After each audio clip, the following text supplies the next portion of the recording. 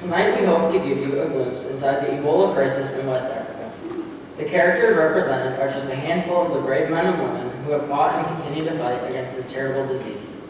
My name is Lucy Barr, and I'm a midwife. I have been helping women deliver babies in Liberia for nearly 20 years. My name is Cookie Vanderbilt. I'm a sanitation expert with the charity Medicine Sans Frontier, or MSF. I served in the capital city of Monrovia, as well as a clinic in Bong County of Liberia. My name is Dr. Darren Portnoy. I serve with MSF at Elwa Eternal Love Winning Africa Hospital in their 3 Ebola units outside Monrovia. My name is Emily Sheppard. I have been a missionary to Liberia for nearly 30 years. While I don't have any medical background, I felt deeply convicted to serve the people of my adopted nation in this crisis. Ebola hemorrhagic fever, or simply Ebola, was first identified in 1976 when a man living near the Ebola River in the Democratic Republic of Congo contracted the first known case. Early symptoms include fever, sore throat, muscle pain, headache, and extreme weakness. Vomiting, diarrhea, and a rash soon follow. The body's immune system is made to identify and attack invaders. However, when Ebola enters, it tricks the immune system into thinking no invader exists. The Ebola virus is then free to replicate and spread throughout the body. As the disease progresses, the immune system senses it's in serious trouble and floods the system with every antibody it can muster. With the immune system so compromised, the massive dose of antibodies creates holes in the blood vessels. This causes internal bleeding, or, in doctor speak, hemorrhaging. In some cases, blood may come from the orifices, including the eyes and ears, making this disease even more grisly. Every drop of bodily fluid contains millions of Ebola viruses and is potentially deadly to anyone who comes in contact with it. Up to 75% of the patients die either from multiple organ failure or from the shock caused by dehydration. These deaths often occur within days of the first symptoms. Experts now believe fruit bats were the initial carriers. These nocturnal creatures are extremely common in West Africa, with sometimes hundreds roosting in a single fruit tree. On December 6, 2013, West Africa's Ebola patient 0, a 2-year-old boy named Emile, died in the village of Miliandau in southeastern Guinea. A week later, his mother was dead, followed by his 3-year-old sister and grandmother. 2 mourners who attended the grandmother's funeral took the virus home to their village. A health worker carried it to still another village, where he died, as did his doctor. They both infected relatives from other towns. All of the dead exhibited similar symptoms: fever, vomiting, and diarrhea. But fever, vomiting, and diarrhea are common symptoms for a host of other ailments in West Africa. By the time Ebola was identified in March, dozens of people had died in 8 Guinean communities. SIM is an evangelical missions organization that has been launching workers into ministry around the world since 1892. They are committed to cultivating multicultural mission movements that respond to need, proclaim the gospel, and equip the church. The establishment of Radio Elwa launched the ministry of SIM in Liberia in 1954. Eventually, Christian programs in 45 languages were broadcast throughout Liberia and its neighboring countries. Elwa Hospital opened in 1965, and in 1976, missionaries began planting churches in outlying countries. When I first heard Ebola was in Liberia, I knew I wanted to help in the fight against it. After all, if people like me did not help, who would? It was suggested that I talk with Nancy Wrightwood, who was helping to put together an Ebola board on Elwa's campus. When I called her, I was pleasantly surprised at how thrilled Nancy was to hear from me. After all, it is a bit difficult to find volunteers willing to work near Ebola patients. She asked me to meet her at the hospital's chapel right away. Once there, I explained what I was willing to do, and Nancy suggested that I, like her, be trained to help suit up the doctors and nurses going into the ward and decontaminate them when they come out. That sounded like a good job for me. A traditional healer in Sierra Leone, the country next to Liberia, claimed to have powers to cure Ebola. People from Guinea crossed the border to take advantage of her skills. Her death from Ebola was followed by a traditional funeral, which involves touching or even kissing of the corpse. Unknowingly, people carried the virus back to their homes.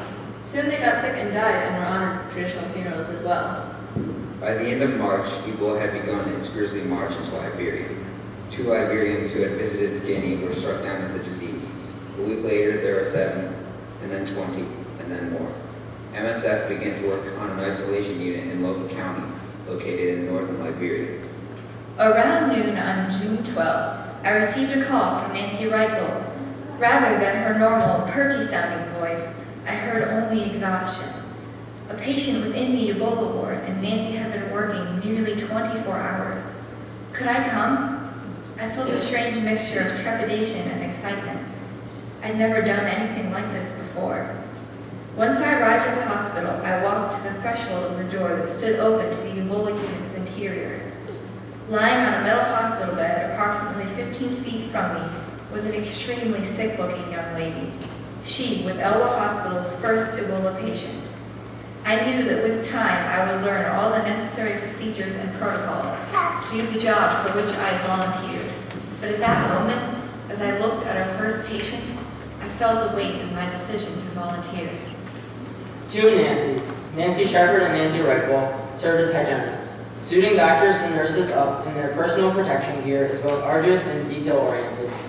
The decontamination process upon exiting the isolation unit is absolutely key in protecting the healthcare workers. A Tyvek suit is put on over scrubs and a pair of knee-high rubber boots. Once the suit is on and zipped up the front, a pair of surgical gloves is taken out of its package and duct taped under the elasticized wristband of the Tyvek suit. Another pair of gloves is put on over the first pair, this one duct taped on top of the Tyvek suit. Our large plastic apron is next. It is pulled tightly to the neck by the plastic buckle on the right side. Over the hood of the suit is placed a surgical face mask and goggles. To cover any exposed skin around the face, beards are cut out of Tyvek material and duct taped to the sides of the hood. Once healthcare workers step over the threshold into the Ebola isolation unit, they cannot come back until they are completely decontaminated. There is no room for error. The next night, I worked with Dr. Brantley. I had met him on several occasions, but it was his wife Amber I knew as a friend. Kent was humble, fun, and polite. His ready smile and sweet words assured the nervous nurses that we were going to do our best to keep everyone safe. I felt very responsible for these people, and I sensed the responsibility that they felt for each other as well. We gathered in a circle by the threshold going into the ward and joined hands. Dr. Brantley asked me to pray. I prayed for our patient, Juliet. I prayed for the team going in to care for her. I prayed for Liberia. When you work in an Ebola unit, you can't go in and out. You have to think of everything in advance, or try to, so you move in one direction. Understanding the progress of the disease is tricky, too. Patients who seem stable only hours before can abruptly decline. The reverse is also true. Someone who is at death's door can suddenly rebound. This virus really challenges your judgment as a clinician. Without a way to treat the virus, we do our best to keep the patients hydrated, manage their pain, and reduce vomiting and diarrhea. This became our established routine. Nancy Wright worked in the daytime, and I worked through the night. You know they're calling us the bleach babes, Nancy Wright said one night as I stepped onto the chapel's porch. I laughed out loud. It was crazy, but it fit. Our job was to get bleach where it needed to go, and the babes label was ridiculous enough to be truly funny. Although we had known each other before, Nancy and I were getting closer.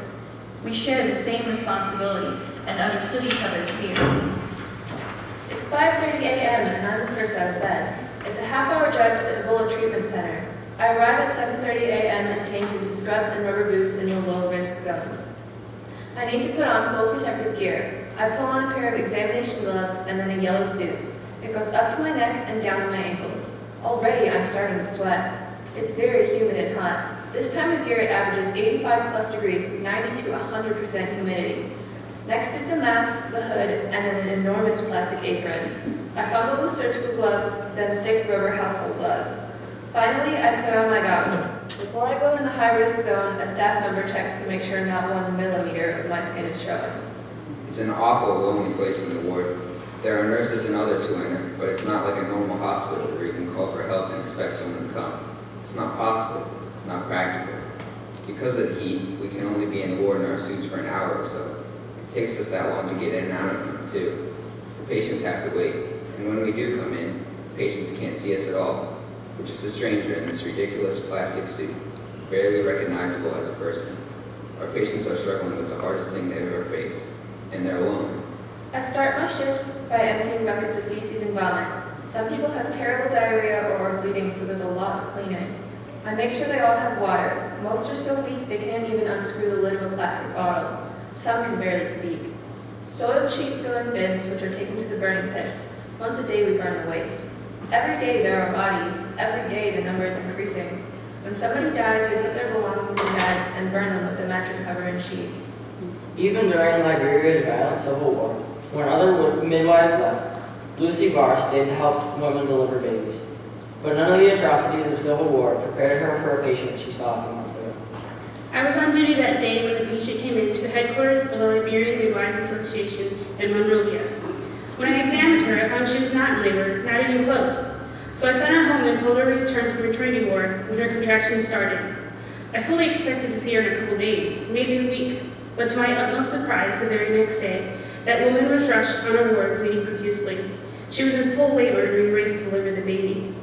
Right after the baby came out, that woman started bleeding. We did everything we could to save her life. Even with the blood transfusion, she died, and the baby died too. It was only then that we learned the truth about her medical history. 2 of her relatives had died of Ebola. I'm heading out of Monrovia to visit the main hospital in Bond County. It's a 3-hour trip. When the outbreak started, local health workers weren't taking proper precautions. It spread through the hospital staff. 7 nurses from this hospital have been admitted to the center in Monrovia. 6 are dead. I met the head of the health team. He's doing his best in very difficult circumstances with terrified staff. They have only 1 ambulance. They set up a small isolation unit, but there's nobody to staff it. It's an impossible situation. If a person can get treatment, he or she has a chance of surviving Ebola. But for a pregnant woman and her baby, Ebola is almost certain to be a death sentence. One small study found a fatality rate around 95%. The woman invariably passes the virus to the baby, and the baby dies before labor, or it's born and dies shortly after. The devastation doesn't stop there. Both the baby and the woman's amniotic fluid are flooded with Ebola virus and are highly infectious. After a few days, the midwife who did that delivery came down with Ebola. She spent 21 days in the treatment center, and by the grace of God, she recovered. Many other midwives haven't been so lucky. Right outside my office is a whiteboard. There are about 3 dozen photos taped on it, and at the top it says, "Nurses and midwives who have died during the Ebola crisis." Not all of them caught the infection from pregnant women, but in Liberia, you hear the same story over and over again. Someone got Ebola while trying to help a pregnant woman in trouble. I wake with a sore throat. It's almost certainly due to chlorine, but paranoia has set in and I take my temperature for the 10th time this morning. At night, sleeping can be hard. You lie there thinking, I feel hot. Am I getting a fever? If I catch Ebola, who will I get to tell my family? On July 10th, my family left Liberia for my daughter's wedding in Pennsylvania. I felt guilty for leaving my spot at the ward, but thankfully other volunteers were being trained to take my place. We had been back a matter of days when I received a phone call. Dr. Brantley has tested positive for Ebola. I gasped in horror and disbelief. I set down the phone, buried my face in my napkin, and sobbed. Was this my fault? Maybe I didn't decontaminate him correctly. Within hours of their Ebola diagnosis, Dr. Brantley and Nancy Wright-Bull's pictures were all over the news. Through traditional and social media, people were asked to pray for their healing. The British air flight we had scheduled to take us home to Liberia after our daughter's wedding was canceled. Other airlines followed suit. The Peace Corps pulled their 340 volunteers out of West Africa. Most major airlines stopped flying in and out of Liberia. Those fortunate enough to have the means were leaving West Africa. I feel we've reached a tipping point. When I arrived in Liberia 4 weeks ago, there were 4 or 5 patients in the treatment center. Now the center is overflowing. We don't know where to put people. The morgue is full and people keep turning up with sick relatives. Phones rang around the world as Dr. Brantley and Nancy's friends and colleagues desperately tried to gain access to experimental treatments. On Thursday, July 31st, the phone calls paid off. They found a single 3-dose treatment of the experimental drug ZMapp in Sierra Leone. While it had worked on monkeys, it had yet to be tested on humans. Soon after, Dr. Ken Brantley and Nancy Wright-Bull were medically evacuated to Emory Hospital in Atlanta, Georgia. Even after they started to feel better, Nancy and Ken were both still confined to their isolation rooms. However, they were becoming more active. I was thrilled. It seemed that God was going to spare the lives of both of my friends. When a laboring woman starts bleeding, minutes can mean the difference between life and death. Sometimes it doesn't even give you ample time to put on your gloves, and that alone is so dangerous for the midwives. With so much blood and bodily fluids involved in deliveries, Even doctors with access to protective gear got infected. That's how the American doctor, Rick Sacra, contracted Ebola in August. Sacra was helping pregnant women at Owa Hospital. Dr. Sacra has served as a medical missionary in Liberia since 1995 and has been a leader in medical missions in West Africa for 20 years. This Massachusetts native now splits his medical ministry between Liberia and a family health center in Massachusetts. After Dr. Brantley and Nancy Reichel have been struck down with Ebola, our friend, SIM missionary Dr. Rick Sacra, quickly returned to Liberia. I was pulling weeds outside in the beautiful late summer weather in Minnesota when my son called me. I was totally unprepared for what he had to say. Dr. Sacra had just tested positive for Ebola. No, this just can't be. Thankfully, soon after the diagnosis, a plane was arranged to transport Rick to the U.S. He arrived in Omaha, Nebraska on September 5th and was taken by ambulance to the Nebraska Medical Center. The hospital staff gave Rick everything they could get their hands on that might possibly help him. They carefully balanced his electrolytes to keep his heart and other organs functioning. Rick received a research drug called TKM Ebola for a week. Dr. Kent Brantley immediately flew out from North Carolina to donate a unit of his plasma. On September 25, 2014, a weak but Ebola-free Rick was dismissed from the Nebraska Medical Center. The Liberian staff are amazing. They were here during the worst of it, when there weren't enough beds and the mortality rate was very high. They stuck with it and are still deeply committed. Dr. Darren's biggest smile came when a patient who was doing better came to a window in the hospital tent, a window where he could look out and talk to people from a safe distance. I called to the patient by name and introduced myself. "It's me, Dr. Darren." The man looked at me, a bit startled. "That's what you look like?" he said, before confessing that, without my bright yellow suit, I didn't look at all like what he imagined. A true orphan crisis is typically created when war or disease has ravaged a country. After Liberia's 14-year civil war, thousands of children were left as orphans. 11 years after the war, Ebola has created a new crisis. Tragically, losing parents to Ebola meant children became the victims of community-wide fear. For the 21 days after exposure, no one could tell the infected from the uninfected. Rather than comforting them for their loss, out of fear for their own safety, people were actively avoiding them, denying them basic food and shelter. I was so proud of my friend Katie Myler, whose face was showing up more and more in news articles. Her burden for the vulnerable children of Liberia caused her to start the More Than Me Foundation. When Ebola struck, she was horrified. She rightly recognized that Ebola terrorized children, and unlike big, unwieldy organizations, More Than Me was able to flex to meet the epidemic's rapidly changing and urgent needs. Katie found herself caring for several Ebola orphans.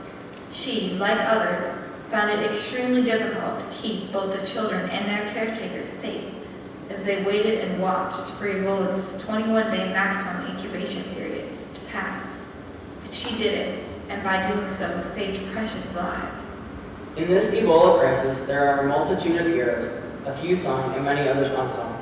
These people are from all around the world, as well as from the affected countries themselves. They are the doctors and nurses. They are the people who, in spite of the danger to themselves, test blood for the Ebola virus. They are the people who wash linens and cook food for the staff and patients. They are the ambulance drivers who pick up the living and the body baggers who pick up the dead. They are those who give their resources to make any of these things possible. Sometimes, in the darkness and quiet of the night at the ward, as I hung rubber boots upside down on sticks in the yard, while rain ran over my head and down my back, I wondered how in the world I had gotten to this place.